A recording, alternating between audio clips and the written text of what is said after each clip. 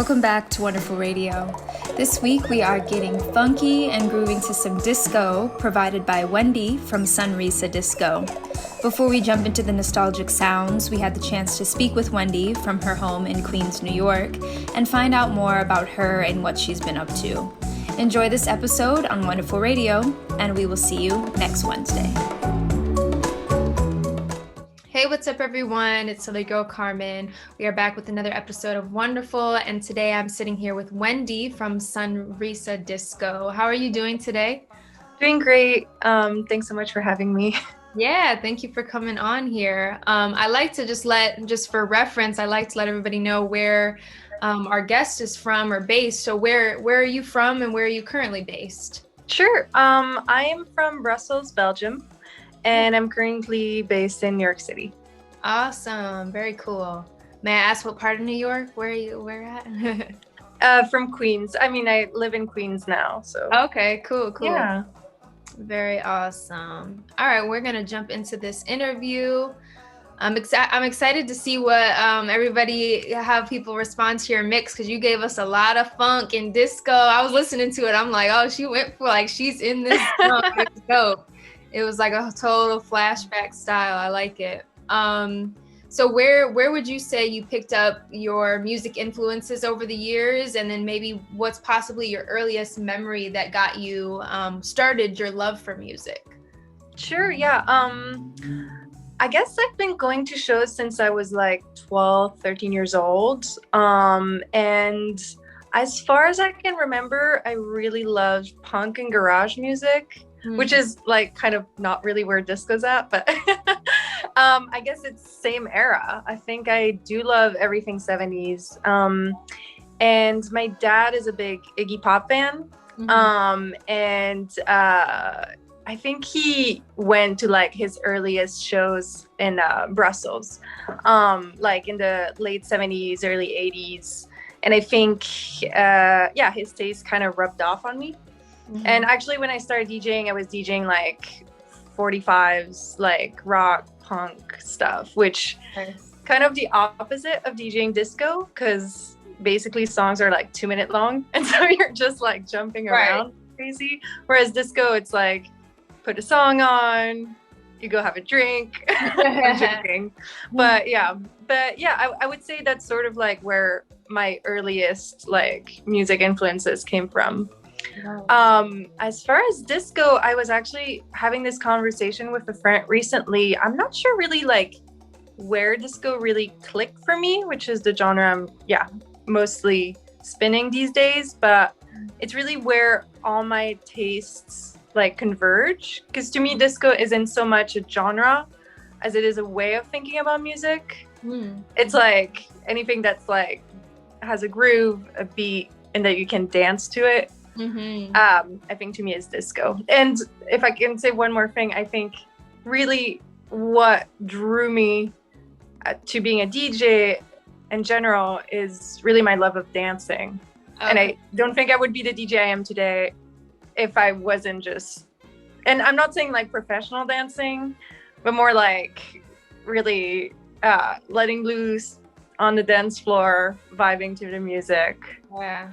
So that was a long answer, sorry. Oh, that's good. That's all good. And that even for me, I'm that is a perspective, because I'm the same way. I definitely was always attracted to the music, but I'm it's definitely the dancing side of it too.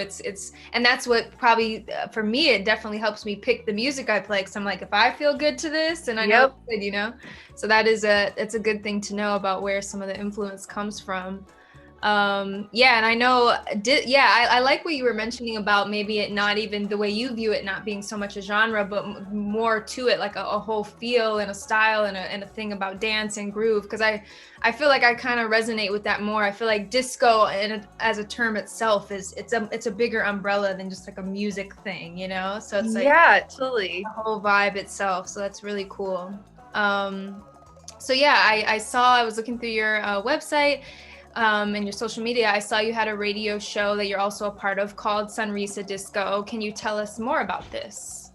Sure. Yeah. I started Sunrisa Disco as a collective with a friend of mine, Crystal, who I met while working at the Rough Trade shop, which I still work there. I have a lot of different jobs. But yeah, so we met and we realized we both love disco. And so we started DJing together. So we had like this weekly, a bar in Brooklyn, and really before the pandemic, things started to take off. And I think our last DJ set together was at Soho Grand, which was like really a dream. And yeah, as things were like really happening, the pandemic hit and we're like, wah, wah. Right. But now we have a radio show together, which is called Sunrise Disco, and it's on Soho Radio, and it's once a month on Saturday. So the next one is May 22nd, I think. Okay, so, awesome. Yeah. Very cool. So that's awesome. So it's cool that you found somebody that is also in the love of the disco thing, and that's really the home of that. That's really awesome. So let's see. So I'm curious, are you guys doing your own mixes every month, or is it you bringing in guests? How does your format work with your show? So basically, we tape they have a station. So we go there, we bring records, and it's really, there's not so much talking. Actually, my how do you say it? My DJ partner, Crystal, she has another radio show where a lot of it is, banter, etc. But this one is really focused on the music. And so we kind of back to back play one track each, and just 2 hours of music. And we sort of do it like that. And sometimes there's a theme, like we did a mix especially for International Women's Day where we only played tracks by female artists. So yeah. But it's really music. Very cool. All right, I love that. Yeah, we're definitely gonna, I'm gonna have to check that out, and then I'm gonna encourage people to definitely take a listen too when they need some more disco in their life. Please. Yes. So I know you are also, I was looking on your website, also working on the side of artist management. Can you tell us where you got started with that and how you find some of the artists you maybe currently manage? What brought you into that side of things? Yeah, sure. So I used to be a music publicist. That's another one of my many careers, and I'm not done. There's gonna be many more. Right. But, yeah. So I was a music publicist, and I sort of naturally transitioned into being a manager. There were bands that I would work with where I just wanted to keep being involved, and a press cycle is usually just one album. And so whenever, that was artists I really love. I didn't want to end the working relationship and wanted to keep seeing them grow. I sort of like, it was pretty organic. Like one of the bands I manage, Habibi, I was actually doing PR for the lead singer's other band called Roya. And so we met like that. And then she told me that her band Habibi, who I had been listening to, and they were on hiatus for 4 years. She said they were coming out of hiatus and looking to hire a manager. And so I was like, all right, let's do it. And they trusted me. So been working with them since 2017, I think. And yeah, really exciting stuff coming down the pike for them.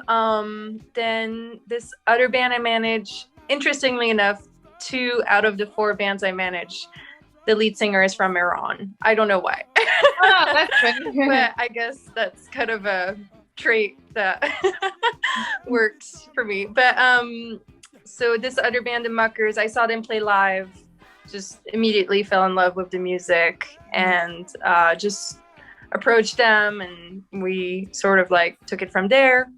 And then also manage another artist called Rudy Deanda, and Simping, sort of like met, hit it off, and just started working together. I feel like that's the best relationship between a manager and an artist, is just vibing together as people.